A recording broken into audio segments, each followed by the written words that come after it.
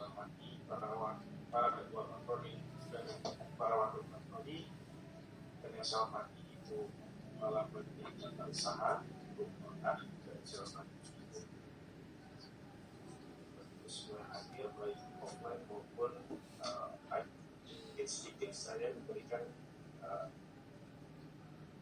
terkait peraturan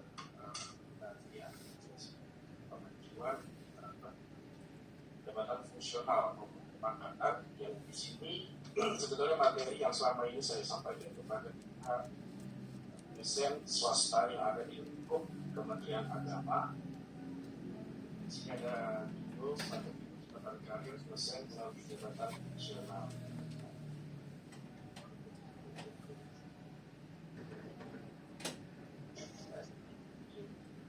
Yang perlu Bapak Ibu ketahui, Bapak Ibu sebagai dosen memiliki tugas pokok dan fungsi, yang diantaranya adalah menyebarluaskan fungsi perguruan tinggi terutama pengembangan dalam ilmu pengetahuan dan teknologi maupun seni, ya, bukan hanya dari segi pendidikan, pengajaran, penelitian, pengabdian masyarakat dan penelitian. Nah, ini sedikit yang saya sampaikan yang tadi sudah disampaikan oleh Pak Abad juga terkait jabatan fungsional beserta pangkat sesuai dengan Permen-Pak RB nomor 17 tahun 2013 Jontur nomor 46 tahun 2013. Ya, asisten ahli lektor itu ada 2 tingkat, rektor 200 dan rektor 300, rektor kepala ini ada 3 tingkat, rektor kepala 400, 550 dan 700. Ada guru besar ada 2 tingkat, 850 dan 1050. Ini yang dikatakan guru besar penuh, ya. Nah, di sini skema pengembangan karir dosen, ya, sekarang ini sudah diberikan kemudahan, ya, bukan lagi melalui pengangkatan secara reguler, bahkan melalui loncat jabatan. Di sini misalnya Bapak Ibu direkrut, ya, sebagai dosen baru diangkat oleh kampus, itu kampus perguruan tinggi masing-masing. Dan di sini ada masa kerja minimal sebetulnya 1 tahun. Ya, 1 tahun sebetulnya dalam aturan sudah bisa mengajukan jenjang asisten ahli. Cuma kalau di kondisi di perguruan tinggi negeri itu kan harus ada pengangkatan CPNS. Nah, CPNS masa kerja 1 tahun sehingga harus melakukan kegiatan bidama 1 tahun, maka baru boleh mengajukan 2 tahun ke jenjang asisten ahli. Nah, ini kepangkatan atau jabatan fungsional pertama. Untuk asisten ahli cukup dengan ijazah S2. Tapi jika dosen yang sudah memiliki ijazah S3 bisa langsung loncat pengajuan ke jenjang kolektor 200, ya, dengan memberikan ijazah S3. Kenapa?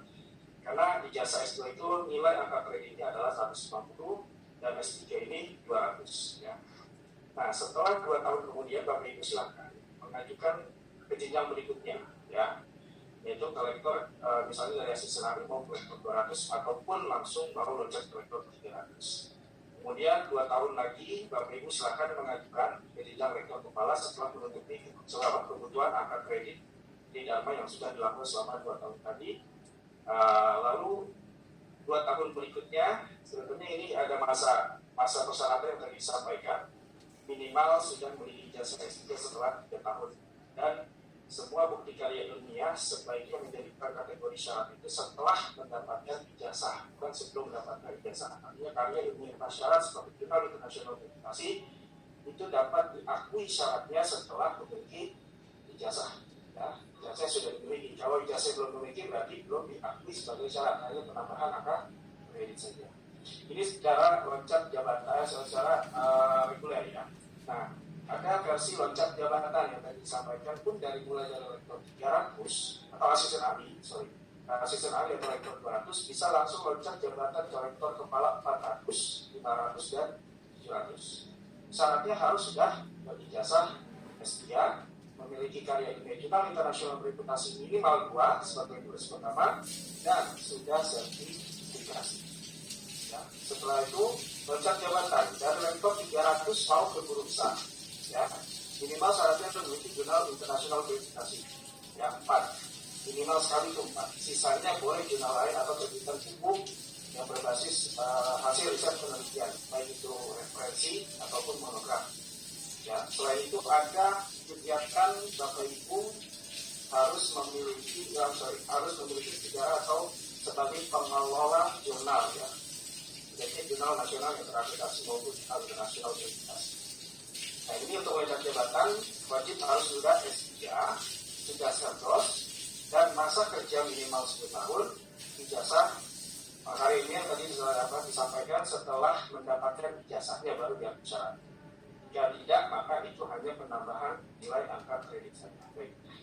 Ini saya lewati karena waktunya juga agak sedikit mepet. Sebetulnya secara teknis ini ada penghitungan angka kredit yang perlu Bapak Ibu ketahui.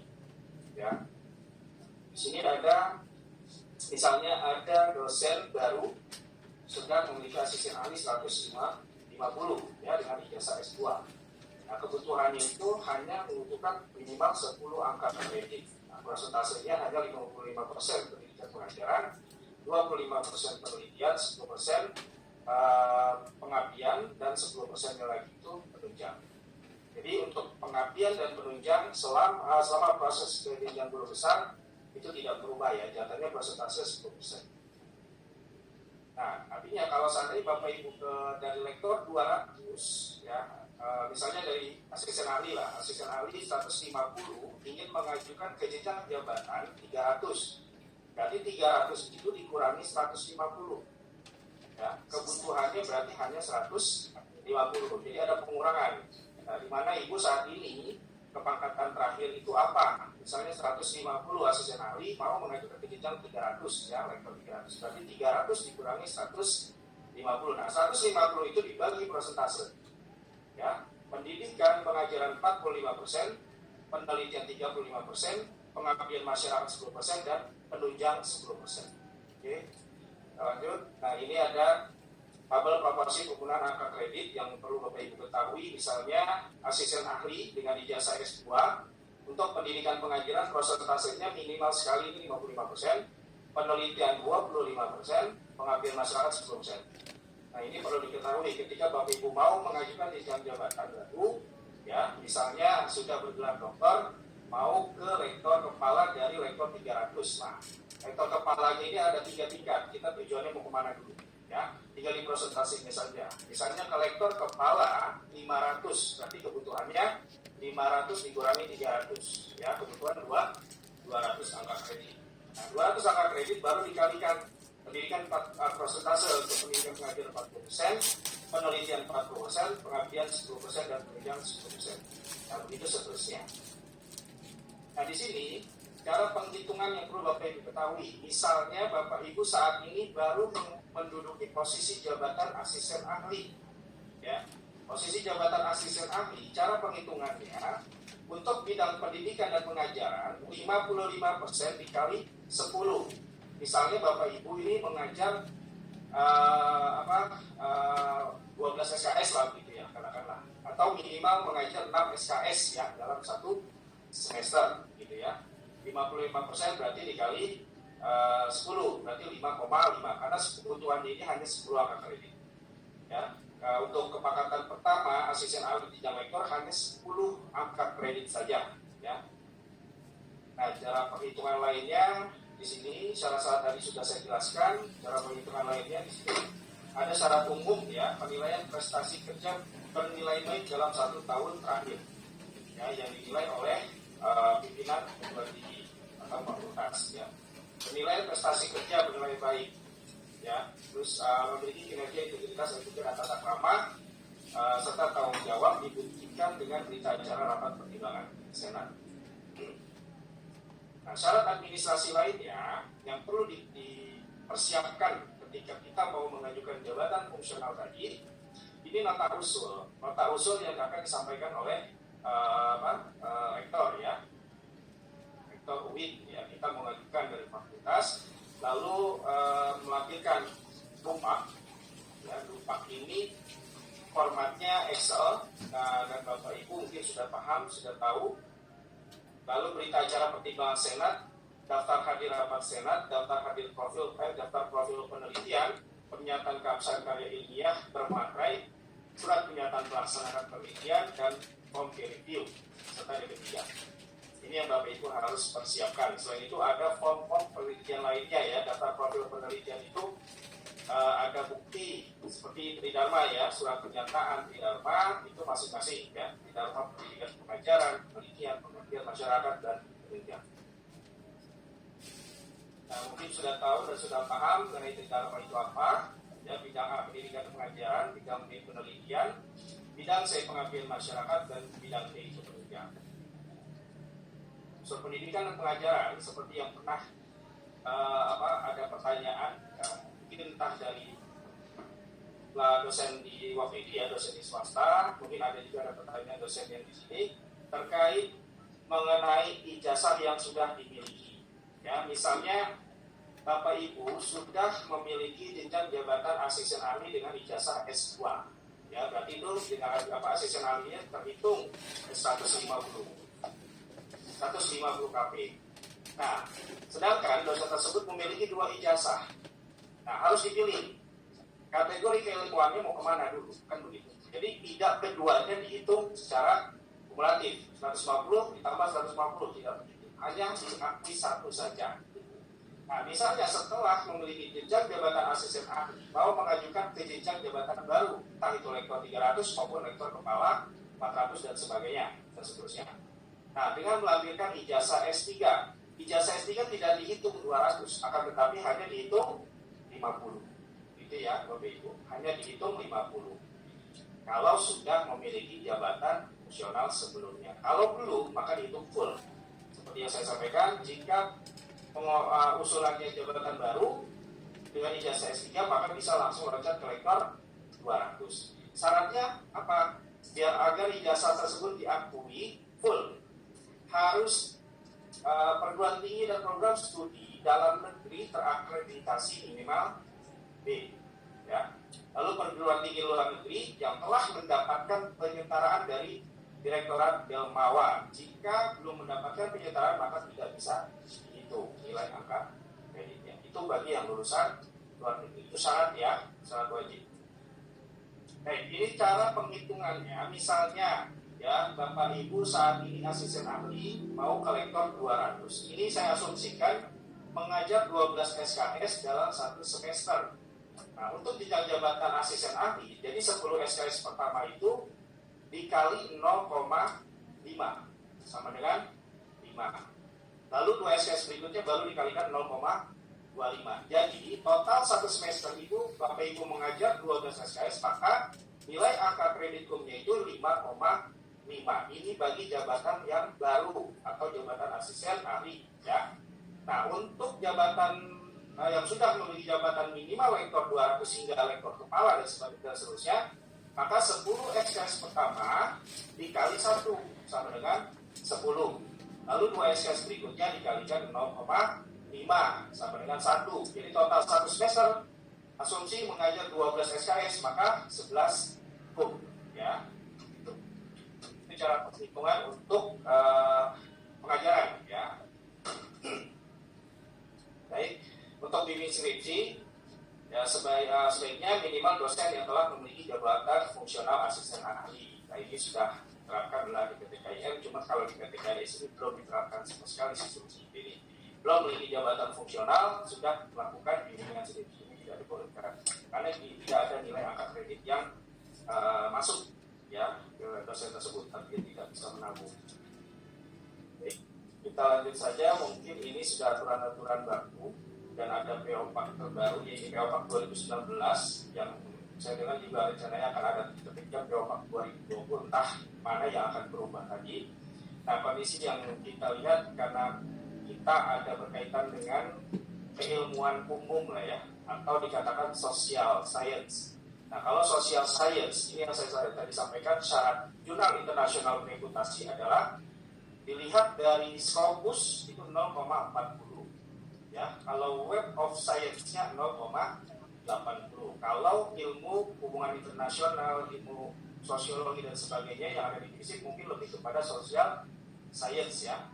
Nah, itu jadi harus dilihat dulu ketika Bapak Ibu mau publikasikan karya ini pada jurnal internasional, lihat WOS-nya, karena yang dilihat itu adalah WOS, Web of Science-nya. Ini yang udah dihapus Pak? Ya. Yang peraturan terbaru udah dihapus ya? Yes. Ada SN-nya, ada surat edaran yang perjalanan diberlakukan tidak diberlakukan. Itu nggak diberlakukannya dari diktinya atau dari dari dikti? Mana? Jadi dua-duanya kan kemudian kan masuk ke Disney juga. Jadi bebas ya. Kayak nanti share di grup ya.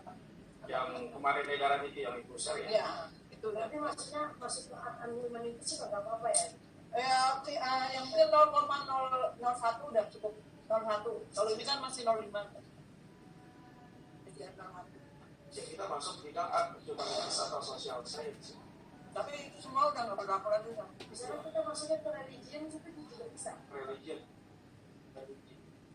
Nah kalau itu kan lebih ke bukan soal SJR, itu kan lebih ke rumpun keilmuan. Kalau ini kan bicara soal SJR. WOS-nya. Jadi cuma tingkat ke dikutipnya di jurnal. WOS itu. WOS dan SJR itu Nanti kita kupas tuntas lagi ya. Iya. Di waktu yang akan datang kita lihat lagi edaran terbaru karena saya setelah dari protes sudah ketinggalan info juga berita update. Saya paling update Ya. JR. Karena sedang ngurus. Profesor. Baik, Bapak Ibu kita lanjut tadi pengabdian masyarakat penunjang. Ya. Pengabdian masyarakat ini diusahakan ketika Bapak Ibu melakukan kegiatan mendampingi ya, para mahasiswa KKN, maka nilai angka kreditnya itu berbeda dengan cara pembagian penilaian di penelitian, bidang penelitian. Ya, kalau pengabdian masyarakat misalnya nilainya 5, maka yang melakukan dosen bimbingan KKN ini ada 2, tidak dibagi 2. Misalnya kalau penelitian Bapak Ibu sebagai penulis pertama, ada satu lagi sebagai penulis kedua, maka presentasi itu berbeda ya. Penulis pertama jatahnya 60% dari nilai angka kredit di jurnal tadi, lalu penulis kedua itu 40%. Ya, 40% dari angka kredit nilai jurnal tadi. Nah, untuk pengabdian masyarakat tidak seperti itu. Semuanya berhak sama. Kalau nilai angka kredit 5, maka mendapatkan posisi yang sama, gitu ya, untuk pengabdian masyarakat. Dan begitu pun penunjang.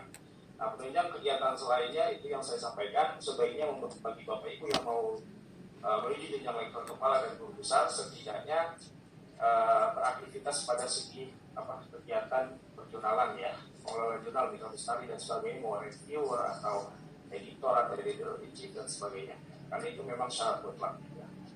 Nah sebetulnya ini ada perubahan suplemen ya, ketika itu memang pernah terbit ya, itu ada perubahan. Sebetulnya kalau ini diklik sudah bisa diakses, entah itu yang dimaksud oleh Bu Wadek, coba kita lihat ya.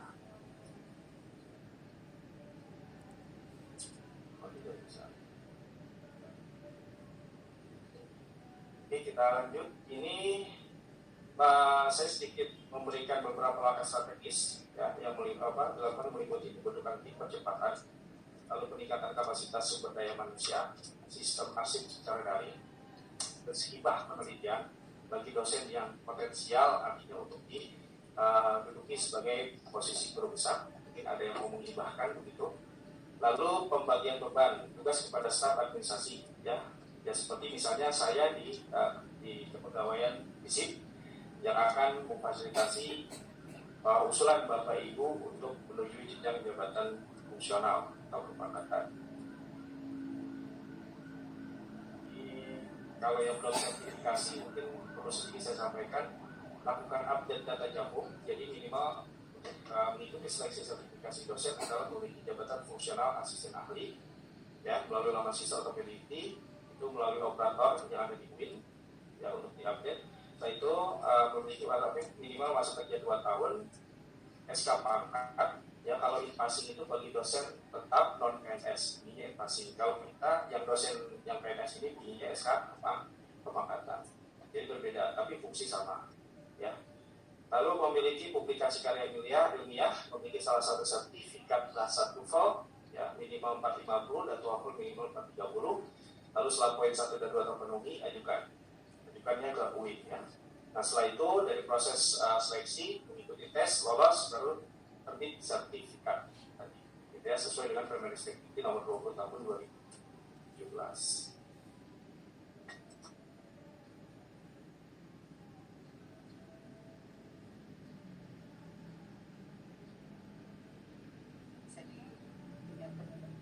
Ya, mungkin sedikit saya harus bisa sampaikan ke Bapak Ibu. Ketika Bapak Ibu mau mempublikasikan jurnalnya ya, pada jurnal jurnal internasional bereputasi sebaiknya cek dulu Skimego. Ya, Skimego ini untuk mengecek jurnal itu apa dan indeks fokuskah. Ya. Misalnya Studia Islamika.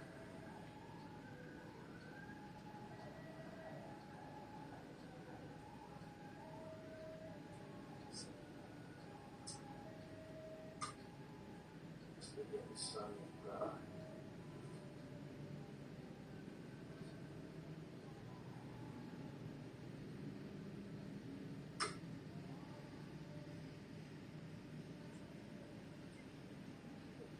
Skimego ini ketika Bapak Ibu di atas. kalau mau ketikkan jurnal internasional sebaiknya cek dulu di laman Skimego. Kalau tidak terindeks pada laman Skimego jangan ya. Karena jurnal internasional bereputasi ya terus terang lebih banyak yang berbahaya ketimbang yang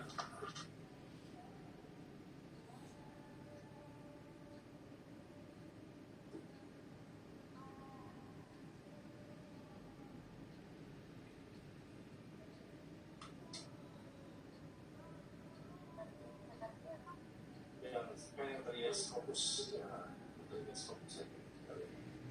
Ini Studia Islamika, ini jurnal nasional ya, jurnal nasional kategorinya yang ada di Indonesia ya ketika terbit. Nah ini sudah kategori SDR 2021 jadi di angka 0,19. Nah kita cek di sini. Kita cek ISSN-nya. Pastikan Bapak Ibu harus jangan main asal publish ternyata terbit mengeluarkan biaya ternyata discontinue ya. Kalau discontinue berarti tidak diakui. Nah ini ya, artinya jurnal Studia Islamika terindeks oleh Scopus. Nah, untuk melihat tingkat Q-nya kita di sini. Nah, IJ1. IJ1 itu nilai maksimum angka kreditnya adalah 4. Ya. Dan juga, jadi Bapak Ibu sedikit saya sampaikan itu tadi untuk mempublikasi jurnal internasional akreditasi. Itu yang dimaksud itu Pak tadi yang penjelasan sudah tidak diperlukan yang 0,5 itu Studia Islamika pun maksud dengan 0,9 jelas. Ya, diganti dengan SDR tadi. Itu SCR itu. Kalau dulu yang kurang dari 20 tahun itu harus 0,5. Sekarang kurang ada 14. Nah, untuk jurnal nasional akreditasi sebaiknya Bapak Ibu juga harus cari dulu jurnal nasional akreditasi, buka laman sinta.kemdikbud.go.id. Sini cari jurnal, misalnya jurnal etikonomi. Nah, ini ya, ini ya.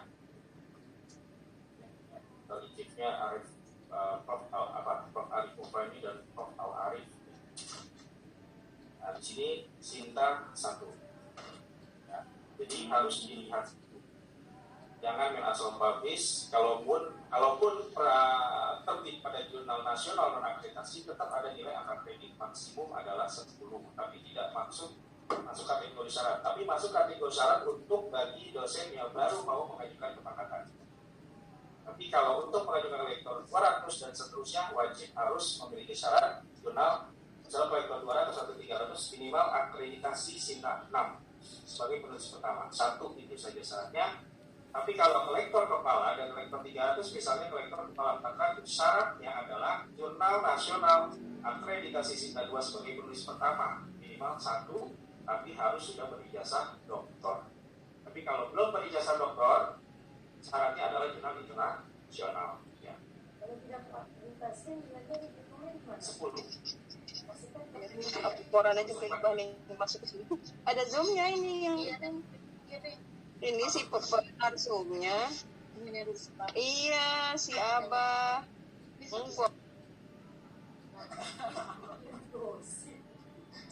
Abah siapa yang kayak hitungnya ya? Abah. Abah Nabi. Beda Pak, boleh ini Pak, karena waktunya udah mau Ya, sudah mau makan ya. Jadi Bapak udah Ibu pada paham aja ini sudah paham ya. Jadi minimal Bapak Ibu sebagai dosen harus memiliki beberapa akun yang harus dimiliki ya, yaitu akun Sinta, ID Sinta, ID Ojit, ID Google dan ID ID Scopus. Mungkin itu saja yang saya sampaikan. Wabillahi taufiq wal hidayah. Wassalamualaikum warahmatullahi wabarakatuh.